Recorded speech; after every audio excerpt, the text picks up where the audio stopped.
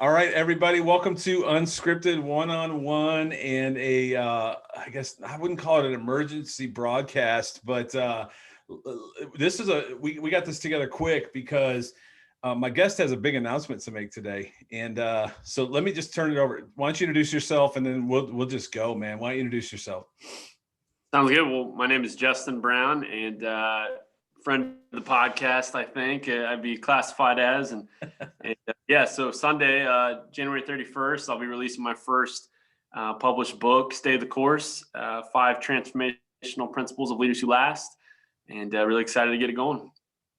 Yes, sir. Friend of show, for sure. Friend of show. So you were only the third 2-time guest on Unscripted. So nice. You can put that back there on the wall next to those other 2 plaques. Yeah. I'll get plaques made. But no, man, really excited. I'm so excited for you. I'm so proud of you. And I know it sounds kind of weird, but I really am. I was just talking to somebody today who I think you're going to partner with. And I don't want to steal that thunder, but somebody else that I think you're going to work with closely. We were just talking about how great the book is. It's so good. So let's just dive right in and talk about it. You just mentioned it. We'll mention it again, probably multiple times before we get off. January 31st. So Sunday launch. Is that right? Yeah. Sunday evening we'll be live, and then all of next week will be kind of launch week, and should be ready to roll. For those listening, what does that mean? Like, what does launch week mean? So, we're in the process right now of the book being promoted and getting out there. But most importantly, it will be available for purchase on Amazon Sunday evening. Awesome. And all right, so let's just jump right in because, I was thinking about this before we got on. The first time I met you, first time I walked in your office, let's say, I walk in, I look at your bookshelf, and I'm like, man, you steal all my books? Because honestly, we read the same books. We study the same people. And again, referring back to the conversation I had earlier today with someone that you're going to work with closely, we said, when I was going to put a book out, somebody said, there's nothing new under the sun. And so I think, you've read some Christian books and after a while, I don't want to say they all start to sound the same, but they all start kind of sound the same. I mean, let's be honest, every now and then one comes across and it's radically different, like, purpose-driven life, just something that just blows your mind. But there's a lot of books that are really the same. And you're in the leadership space, and there's probably a lot of books that all sound the same. And I'm saying all this because people are probably like, is this a compliment? It really is. I want anyone listening to hear this. This is not the same leadership book. Justin has poured his heart and time and writing into this book. I'm not just saying that because we're trying to promote it. I picked it up, I started reading it, and I text you right away. From the forward by Coach Veal, who you and I hold in a very high regard, into the first chapter. And it's just different, man. You've done a fantastic job. So before I go into, I've made some highlights. I want to read a couple of quotes just so people start to get a feel for it. Talk about the book, man. What went into it? What's inspired you? Let's just talk about the book to start. Yeah, well, definitely appreciate your insight for sure. And I think, as I've been reflecting, as we've been approaching kind of launch day and things like that, I really believe that the process for me started, with this book, even as far back as 2013, when I made a transition from college athlete into college coach. I immediately started just studying the lives of leaders, and that process kind of ramped up in 2016, 2017. It was kind of cool. I found an old journal. We recently moved. Boxes are still kind of getting sorted out, but I found an old journal and found an entry in that old journal in like October of 2017 that said, I want to start intentionally studying the lives of leaders when they were in obscure chapters. Mm-hmm. And in hindsight now, I'm like, that was really when the journey started. So, you're talking multiple years here, but it really picked up here in the last year. And really, I wanted to, kind of like Wizard of Oz. If you've seen the Wizard of Oz, there's a scene, towards the end where what the characters think the wizard is not who he is. Toto pulls the curtain back, and all of a sudden you see, a guy behind a curtain, and he's orchestrating the whole, crazy scene. And so I really feel like that's kind of what the book is. And I don't think these leaders are hiding anything, or they're doing, anything, to cover up. I think it's more, we generally carry, this is my theory, we generally carry some assumptions that I think are false about the lives of leaders, about people who are in successful positions. We tend to believe that they, through sheer luck or fortune or fate or, divine intervention, that they somehow are in a position that they're in because of something random that we don't have. And so, throughout the book, it's really pulling it back and saying, these stories of these leaders, and we can kind of get into some of the specifics of them. But the theme is mainly your story looks a lot like, and my story looks a lot like, and anyone who's listening to this, the stories we're living look very similar to the people that we are putting on these kind of pedestals. And it often goes right through some discouragement, some setbacks, some delays, some frustration, some change, some, transitions and things that can be indicators that maybe we're on the wrong path. And I'm kind of inserting and hopefully ushering a new way of looking at it. Those are the exact, mile markers for progress and transformation that everyone else that we admire went through, and we need to go through them too. So it's awesome. And you, it's the irony in this entire situation that most people wouldn't even understand, that you and I are, the fact that we're sitting on a project that is a vision and a passion and something that I feel like I didn't even know was going to take off like it has. And I'm certainly not bragging by any means, and I don't even know where it's going to go, but I'm running with it, and I'm staying the course right now. But I didn't set, as you said, I didn't set out to be Joe Rogan with however many millions or billions of followers he has. And I'm sure Joe Rogan didn't start off with that many people, and maybe he did, but there was a lot of things that, like being an actor in a movie and a comedian and all the other stuff that guy does.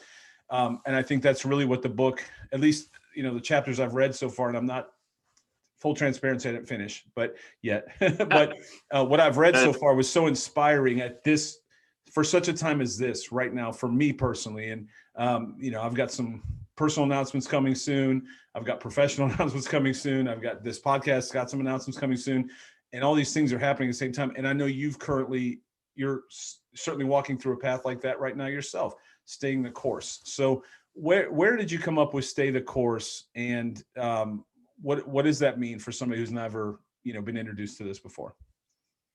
Yeah, I don't really remember exactly when that mantra or mentality kind of hit my mind, but I've always enjoyed it. And I think what it implies is some direction. It implies some vision or some aspiration that's out there, that we're not near right now. And I think if we're all honest, we're carrying those things. We may not admit it. It may not be on a vision board anywhere, or, on a note card in the mirror that you see in the morning. But I think I have a, working theory that we're all carrying around some ideas, some dreams, some visions, whether we're cutting lasagna at home or doing the dishes or sitting at a stoplight. I think we've got some things banging around that we're kind of afraid to say and own and say, no, that's what I want to pursue and I want to have happen. And I think if you're going to go down that path, there's going to be a long period of needing to stay the course. And to me, there's some intentionality to the phrase. There's some grit in your teeth a little bit. There's some, stuff and some emotions, working through some emotions, some disappointments.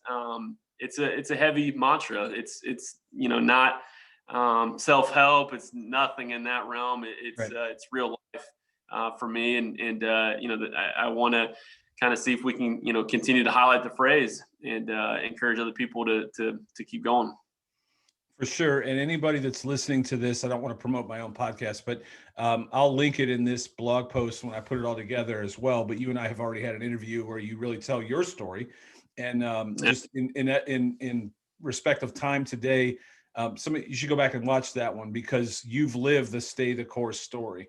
And I don't even know if you realized it until we had the podcast, but as we were talking about it, it was like so clear to me.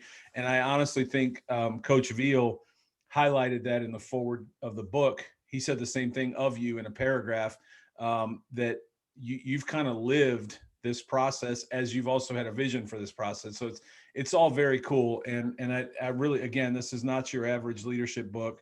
This is personal for you, and it's something you've not only studied but you've lived. And I'm a huge fan of everything that is in this book and how you put it together. So if you don't mind, a couple of quick highlights, and maybe you can speak on these as we go through. This is completely unscripted. So first one I got to start off with, for my audience, just to understand the core and character of Justin Brown, the dedication in the book.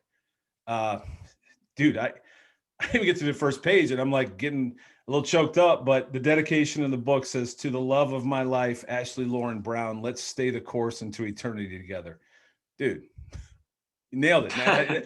Like that, unbelievable. I think you set your character bar right at the beginning. Anybody that knows you knows that's who you are. And so anyway, I don't even know if you can comment on that, but you hit the mark right out of the gate. You let off with a homer. So you Ricky Henderson the thing. So it wasn't certainly not a single. All right, let me skip. Coach V was great. I'm trying to skip through my iPad. All right, here we go.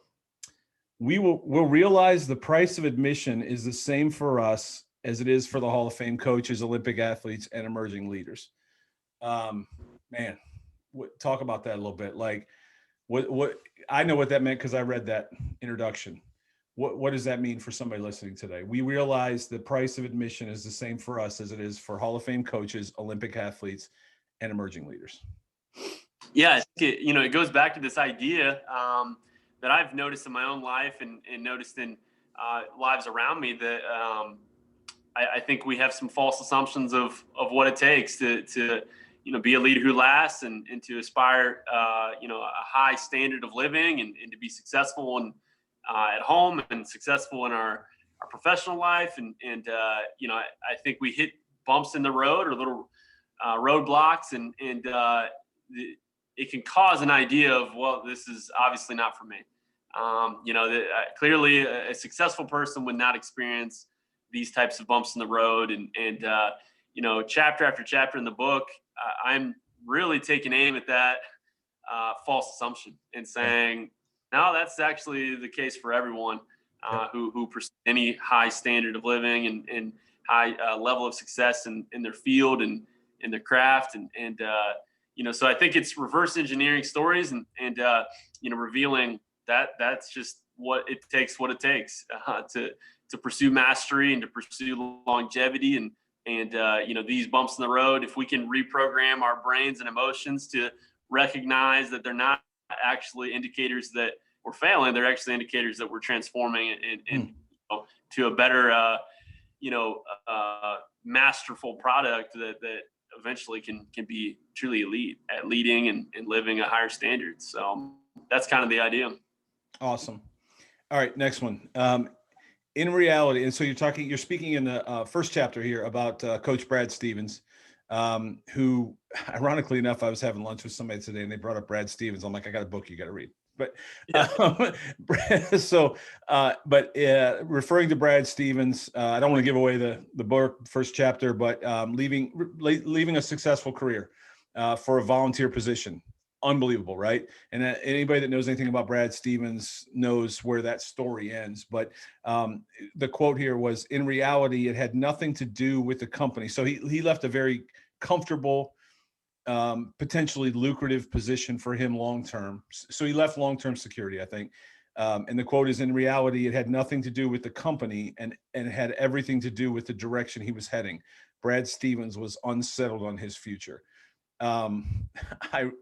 Ironically enough, I believe you and I both have experienced this. I've probably experienced it more. I'm known as the King of Restless, but I know we've done that. And as I'm reading this, knowing your journey and where it is currently and where it's going, I think again this is your story, right? So can you speak a little bit to that quote? Yeah, I think looking at Brad Stevens and seeing the finished product, he's a highly regarded coach for the Boston Celtics. And, I think if you can reverse engineer and pull the curtain back and, you see kind of where it all started, there was a lot of no guarantees. Starting his coaching journey, his first coaching gig was at Butler, as a volunteer director of basketball operations. He's working at Applebee's part-time to supplement his income. that's coming on the heels of, great entry level position at a great company that is known for promoting from within, and he's on a path that is heading towards some good things. And he intentionally decides that's not the path I want anymore. Again, when we see the finished product, we can say, well, man, that worked out great, but I'm encouraging readers, and it's been an encouragement to me to go back to where he was at. He didn't know all this was going to work out. The options on the table, one of them was a path to being the Celtics head coach, and that's amazing. But other options, and probably the more likely ones, if you're getting realistic, where I'll go be the volunteer for 2-3 years and realize I made a mistake and go back to financial security in another realm.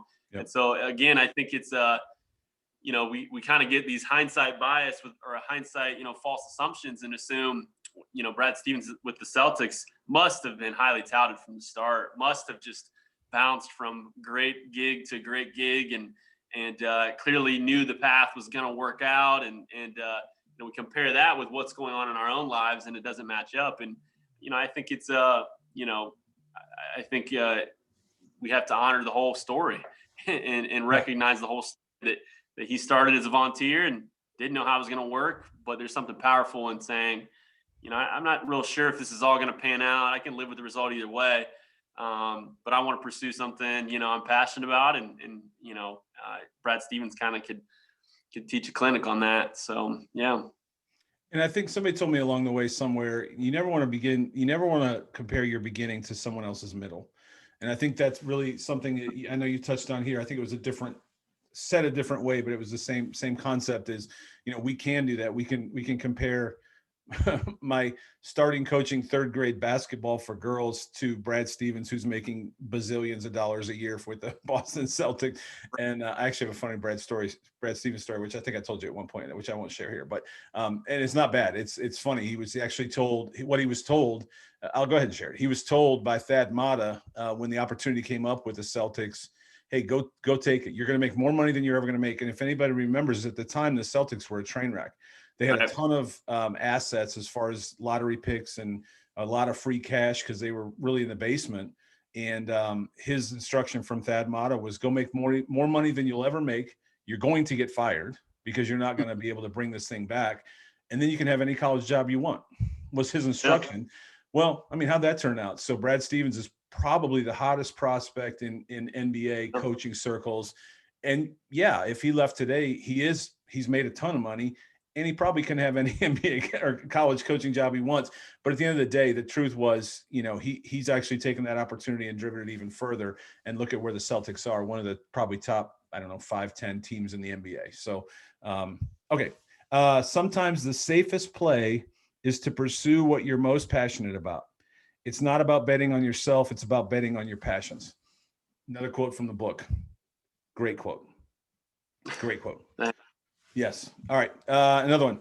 And this is all in the Brad Stevens chapter, man. This thing's going to be, it's going to be all yellow and just a very little bit of a little bit of white by the time I'm done. But an opportunity always looks better through the lens of passion and servanthood. Another great quote from you in terms of talking about his passion and servanthood. Okay. Here's another thing I love. End of every chapter, there's a summary. And, for people like me who can't comprehend a lot, there's great bullet points that kind of summarize everything, but also there's some questions. And so I think you not only walk through a story with someone, but then you take them through an opportunity to,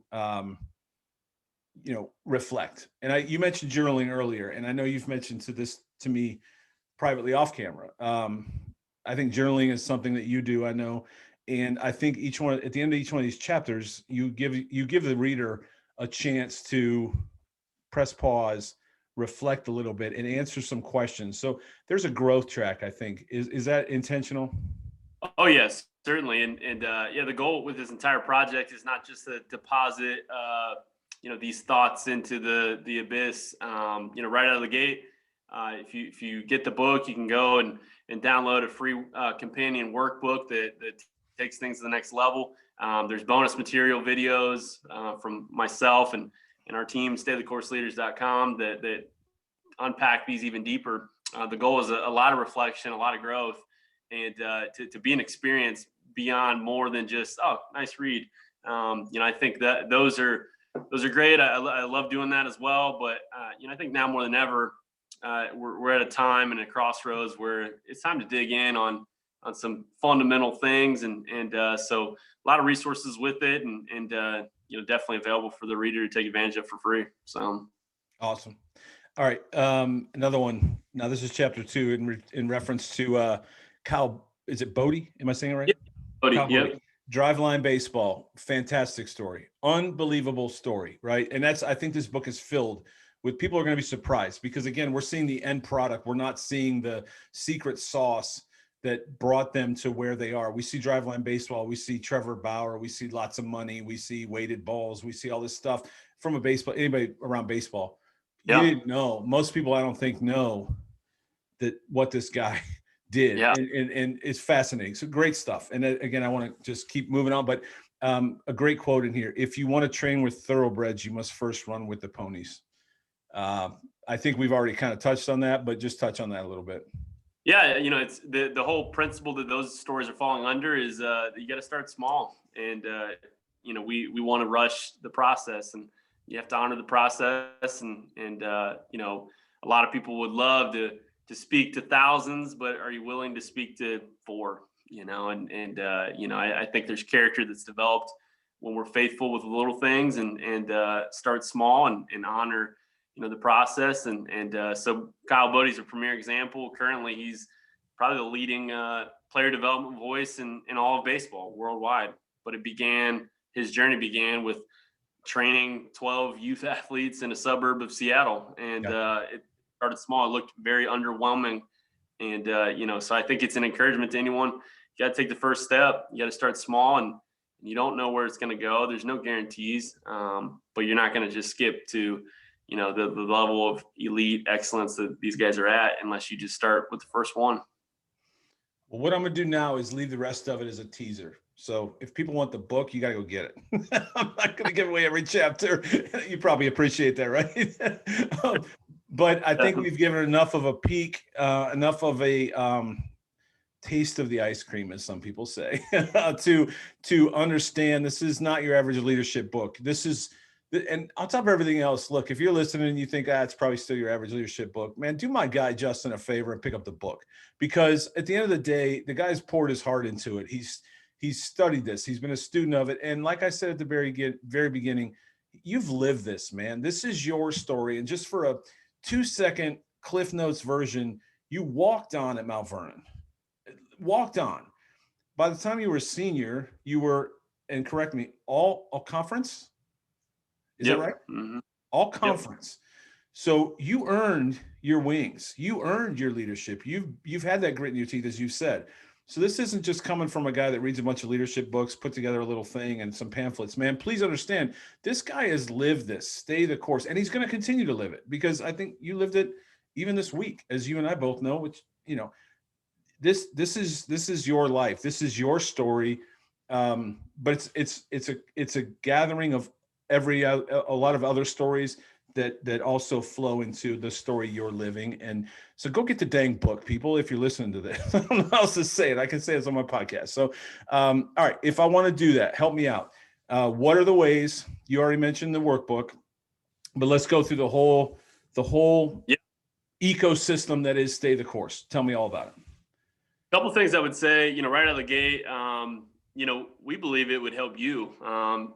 At the end of the day, I'm not looking to make a lot of money on these. The royalties are not really going to change anything from our lifestyle standpoint. We're pouring into this project because we want to, invest in leaders and help leaders create longevity. So a couple ways you can do that. Number one, go to staythecourseleaders.com. Sign up for our STC Tuesday newsletter. That's a scripture, a thought, and a call to action.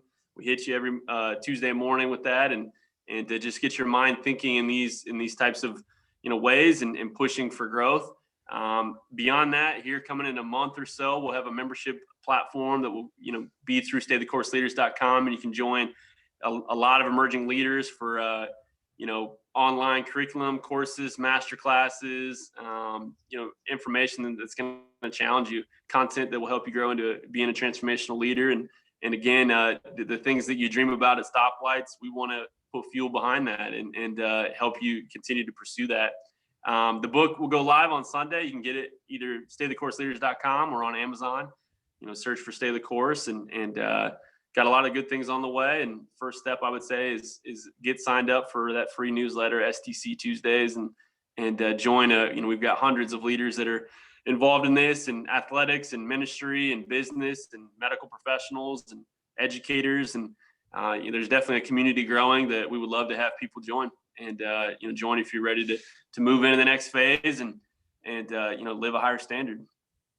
Awesome. All right. So here's what I'm going to do. I'm going to put this together. I'm going to put some links below this video and then the audio, and then you're going to see links.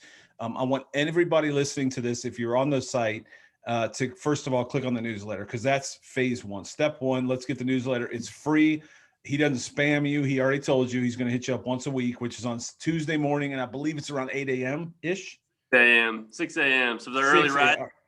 It'll meet you when you wake up for sure. So it's all relative in my house, but all right. 6 a.m. Tuesday morning, boom, great newsletter, a scripture, a thought, something to kind of get your, day after Monday going, right? So let's all, everybody commit to click on that, get on the newsletter. Second thing, could I pre-order the book? If somebody's hearing this, today is Friday. If they're hearing this now, can they pre-order the book, or do I have to wait till Sunday? Gotta wait till Sunday, unfortunately. We had a launch team that's been helping with this. 60 or so, readers, they're getting early access, but Sunday you'll be good to go and get ready to roll.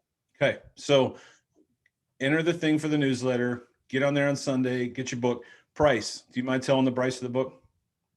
Yeah, so it's going to be very affordable. We're looking at $8.99 for ebook, and then $12.99 for the paperback. And like I said, the second you open it up, you're invited to some free resources on top of that. This isn't just a book to read and say, oh, nice, these are cute thoughts. We really want to push for growth. And so download the free companion workbook, and then jump into the free bonus material videos and make it a process. We're encouraging people to commit to it, whether that's a couple of days a week or a few week-long period. It's really an experience you can engage with more so than a book to read and move into, other parts of your life. So we want to kind of usher in intentionality, and center around an idea of living a higher standard. So, yeah. Awesome. So, all right. So that's your walking order. So anybody listening to this can hear my voice. Sign up for the newsletter on Sunday, 31st. So depending on when you hear this, somebody may hear this in March. So if you heard it in March, go to Amazon and get the book. If you're hearing it today, wait till Sunday, go ahead and order the book, support what JB's doing, because it's awesome. And then there's a lot more resources coming, and those will all be through the newsletter. And again, I really believe in what you're doing, man. I love watching this take off for you. I think the other day we were just talking about the Wright brothers.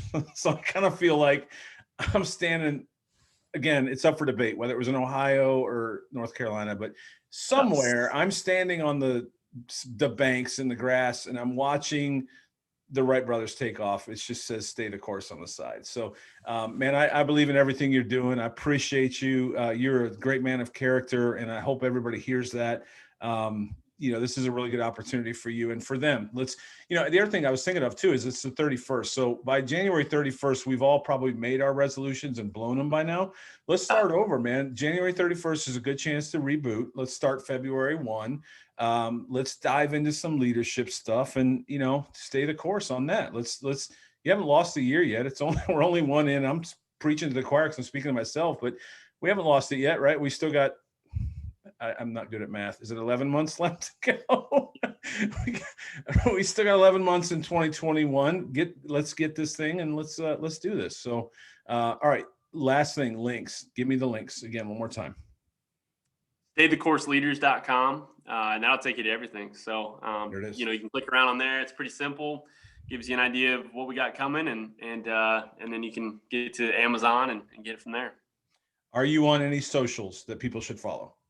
Yes, I'm on Instagram and Twitter and LinkedIn. You can follow me on Twitter at Coach Brown STC, and then Instagram is just Coach Brown STC, and then LinkedIn is just my name. Nothing cool beyond it. So Justin Brown, and hit me up on there and let me know how I can help and serve what you're doing and help your team.